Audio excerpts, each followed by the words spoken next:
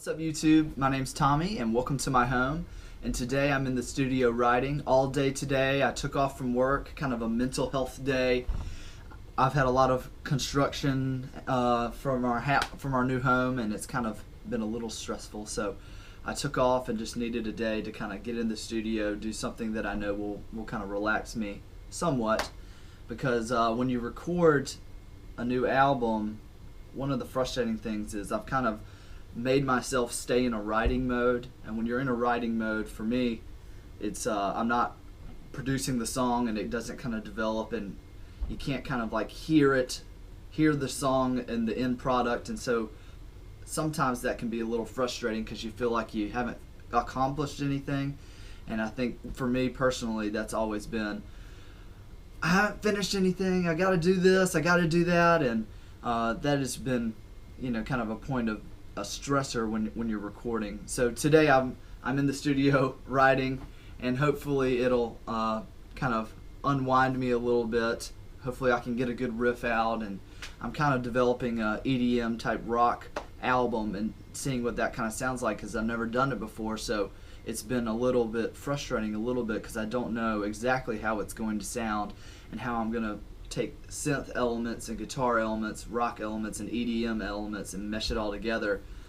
But I think I kind of have a sense of what I want to accomplish. So anyways, if I have any more updates, I'll invite you in. Thanks.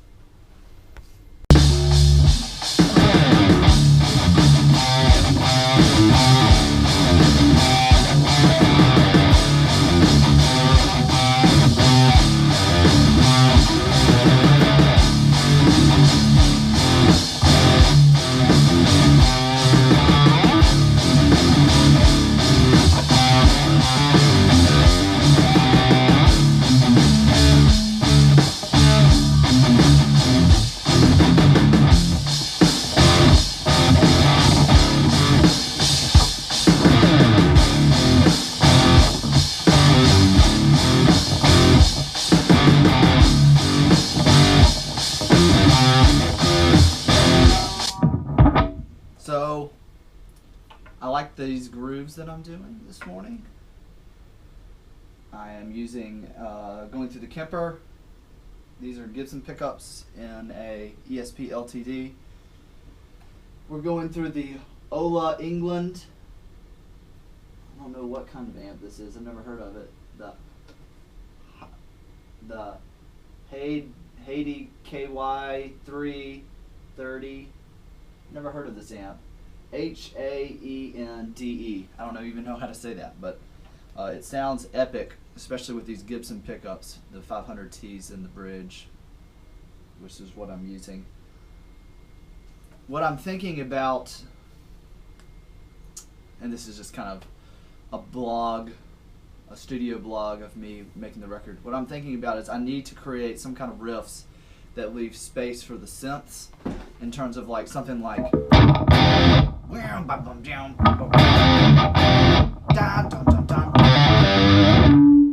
so typically when you write a riff, you want to make it feel fluid, like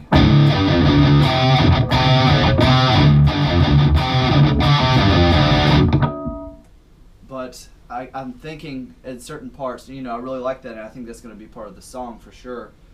But when I'm trying to incorporate like an EDM rock thing, I've got to leave room for the other elements.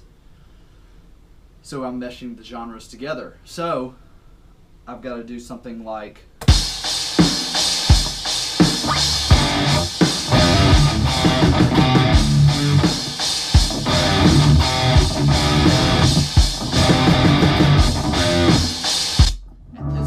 completely just butchered that. I don't even know. I'm just writing. So I'm just coming up with ideas, trying to come up with something cool. I'm using Superior Drummer to lay down some drums, and then I'll go back and mess around with some EDM drums. Really the most important thing with what I'm trying to do is the kick and the snare in EDM are always number one. And when I'm meshing guitars together with these genres, it's really something that I'm sidechaining the guitar to the to superior drummer to make, it'll duck the guitar with the kick and the snare. And that's really important because I want, part of EDM is, drums are number one. They're present. They're always up front, drums and bass. And when I'm adding an element of guitar, it kind of there has to be some breathing room, because synthesizers are really mid-heavy and guitar is really mid-heavy.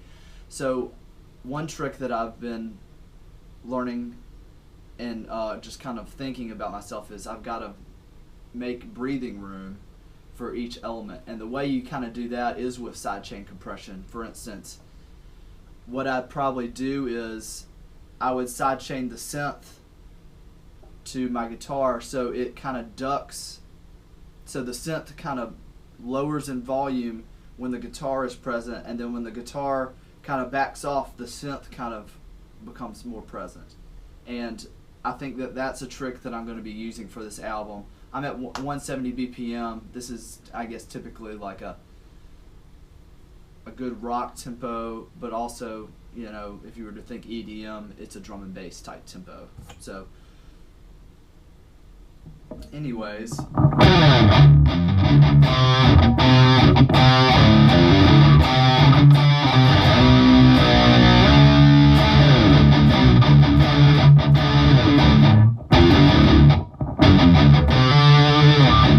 What I think I'll do is I'm going to do the same riff,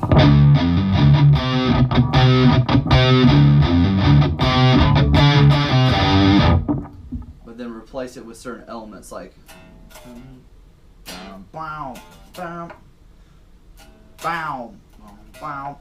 I'm talking synth language right now, so it'll be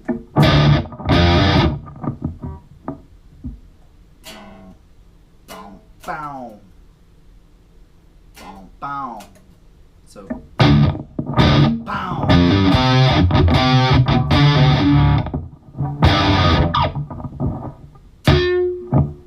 So we'll see what that sounds like. Okay, so now I'm just going to track the idea that I have, and then I'm going to throw some synths in there to see what we can come up with in terms of a cool riff. Oh, I have my volume. Make sure you're in tune.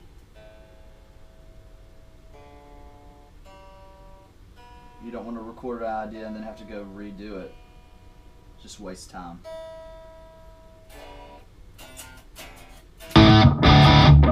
I'm using the Kemper, by the way, and I love it. I'm at a buffer size of 64, which is huge, because you don't want any latency, especially when you're monitoring like I'm doing. And that's why I only write with like a drums and then an audio channel, and then go back and go 100 tracks deep. So let's do this.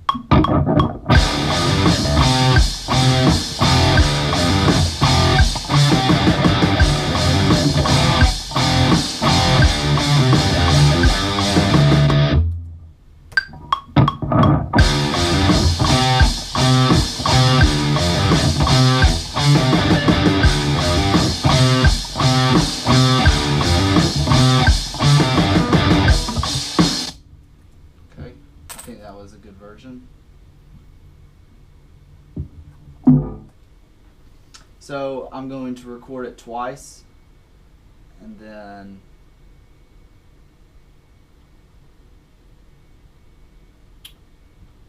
split the signal left and right. It's called doubling. Some people call it doubling, some people call it, basically you're just creating stereo width within your guitars, because your guitar recordings are going to be slightly different. So with that, with it being slightly different, what it creates is kind of like a stereo effect, and plus you kind of push the guitars to the side. So if I did want to do a bass line that kind of slopes down, it has space. Everything needs a place. It's kind of like setting up a room and cleaning. You know me, and I like cleaning. Gotta stay hydrated. Roll Tide.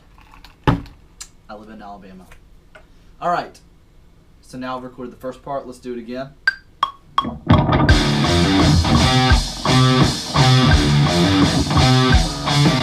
That sounded like crap.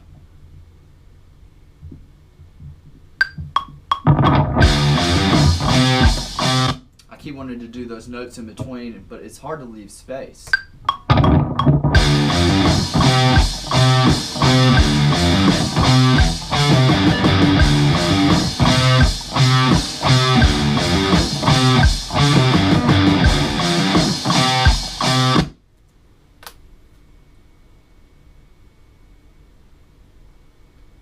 Let's see how that sounds.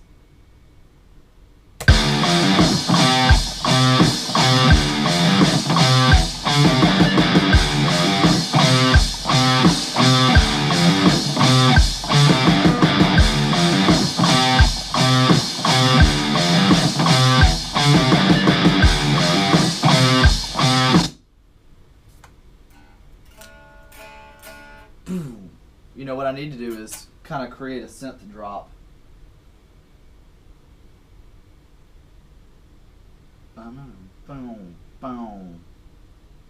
I think there's still too much space. I think there's just too much space in the riffage, the roughage.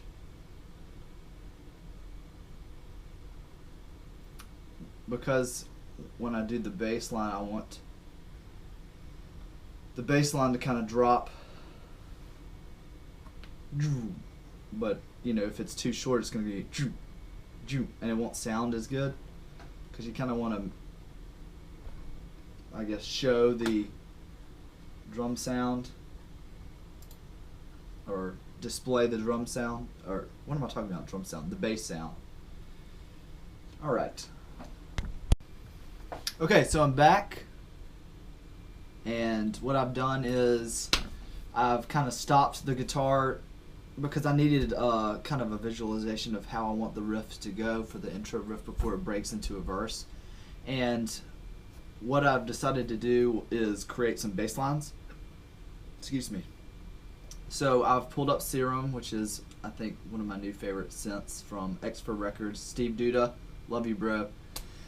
Incredible product. But anyways, so I've kind of laid down some visualization because I needed some gaps. I needed the gaps filled up so I could write the riff appropriately and then kind of chop it up to see how it fits.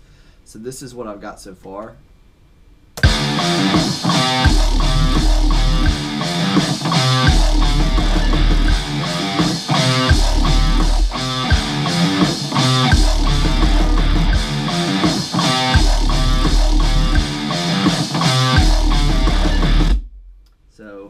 Right now I'm just going to go try to find a cool second synth preset. Where am I? Okay, we're under.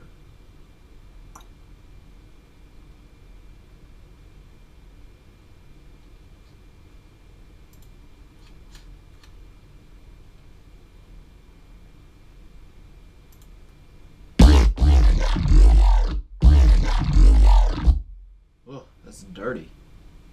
So let's see what that sounds like.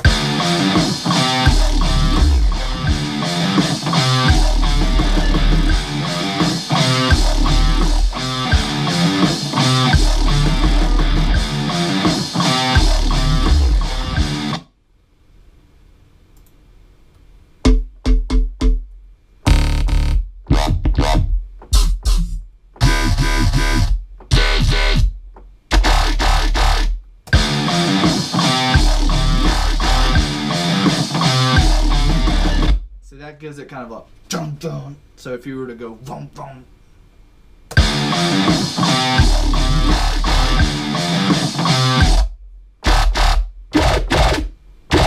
that's too low. Maybe we need to raise it up an octave. So we're just going to bump that up an octave.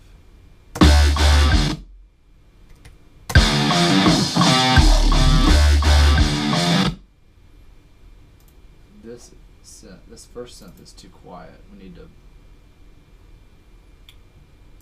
boost that.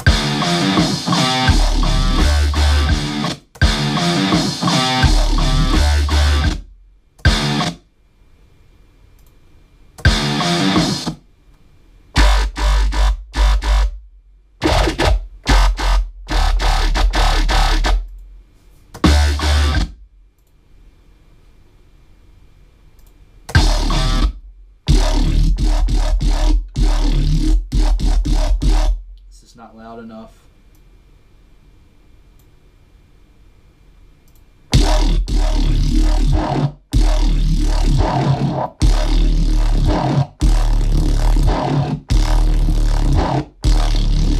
See, that's just clipping the crap out of it. There we go.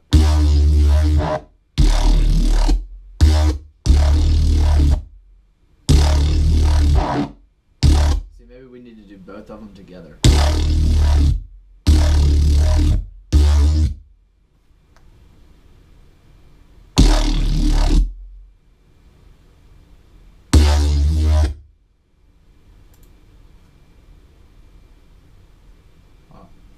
Let's just see if this fixes it.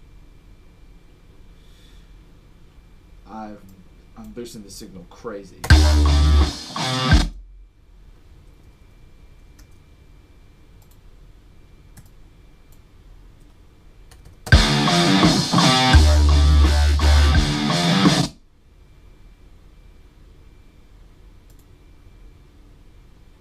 So what if, let's just pitch that down an octave. So I'm just going to drop it.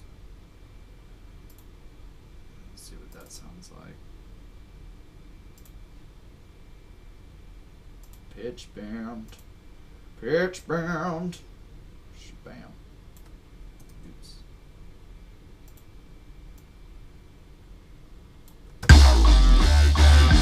Yes, that's what we wanted. Because I like how dirty that is, but it needed more bass to really kind of stay in the fight, so to say, in the riff, because you want everything kind of boom. So let's listen to it now.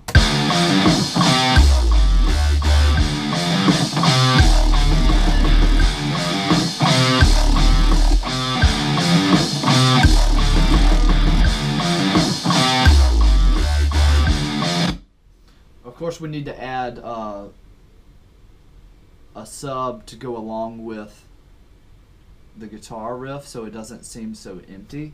Because when those other bass lines come in, it's really strong. So